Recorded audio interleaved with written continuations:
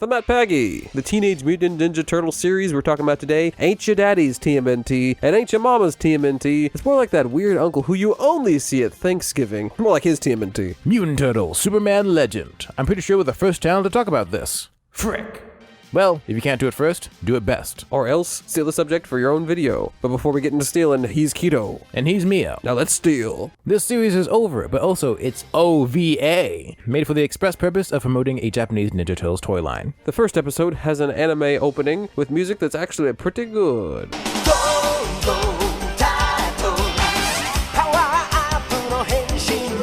And then it goes on to a recap of what feels like should be the first season, but this is just the first episode, so all this is just background information. In this version, there's a leotard pixie that's straight out Sailor Moon, and she has the ability to give the turtles the ability to have abilities that are interesting. Her name is Chris Moo, and she doesn't actually have any abilities of her own, but she gives them the Muto Stones. The turtles can turn into Super Turtles, and in this form, they're extra strong and have body types like Marvel superheroes, but they only stay in these forms for 3 minutes. When they touch their stones together, they can turn into an uber powerful Power Rangers type thing called Saint Mutation. And on the villain side, Krang and Shredder have evil versions of Muta Stones, and Shredder and his 2 lackeys, Rocksteady and Bebop, can get strong too. This version of Krang and Shredder argue like an old married couple.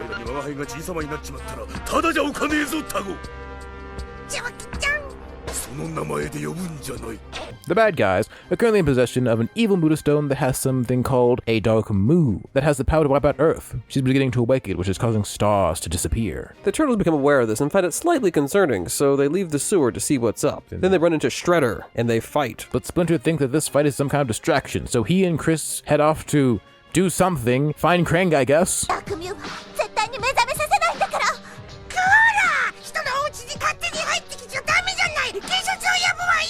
This series also features some rather unfiltered language that could not be used today for American children.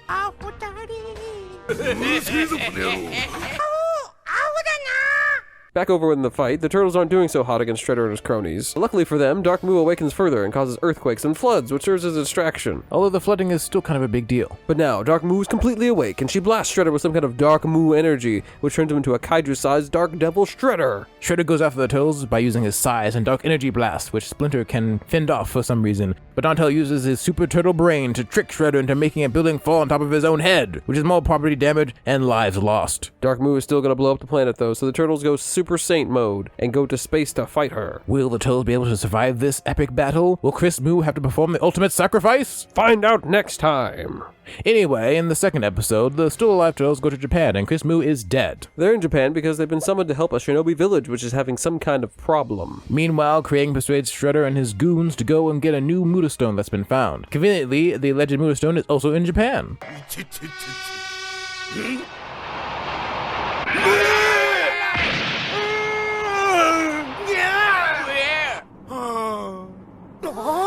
The turtles and Shredder clash on a bullet train, but the conflict is halted when real honest-to-God ninjas jump in and run Shredder off the train. It seems Splinter was the master of the shinobi village at one point, which I'm pretty sure works somewhere in canon, maybe? The ninjas need help protecting an ancient mirror, which is revealed to be Muta Stones, probably the ones Shredder is after. These Muta Stones will demonstrate good or evil power based on the heart of the user. That's very anime. Also, randomly, a vengeful ghost is introduced. He has nothing to do with this episode at all. Shredder arrives, and to stop him from getting their hands on the Muta Stone, the main ninja man, I forgot his name, activates a secret switch, which causes the shrine building they're in to raise in height, which puts everyone on the bottom floor and the mirror on the top floor. Now, for some reason, this is more logical than just taking the mirror and running away with it. So now it's a race to get to the top. Shredder gets his dirty paws on the mirror first, and through evil forces, he and his fellow misfits get the power of evil, or something. They're extra strong now and have only one attack animation. But soon the turtles get the new metal animal power of their own, and because of the good guys, become stronger. Also, for some reason, every type of power in the show has some kind of time limit. Maybe it's inspired by Ultraman or something. Anyway, the good guys win and the bad guys lose, and in the end, toy sales. Yay! So that's the TMNT anime, but we've abbreviated it quite a bit because we want you to go watch it yourself. It was an experience, and I had a lot of fun watching it, and I hope you do too, if you choose to watch it. Yeah, very funny. I think it actually stays to the spirit of the original TMNT quite well, and the humor is pretty on point. It does. It has a certain feeling of chaos within the series, which you can only find in 80s anime. Is this a really fun watch? I hope that you watch it. And I hope you enjoyed this video. If you did, please like and subscribe for more Toons content. And watch this video over here. But we hope you have a blessed day, and in the wise words of April O'Neil. Goodbye.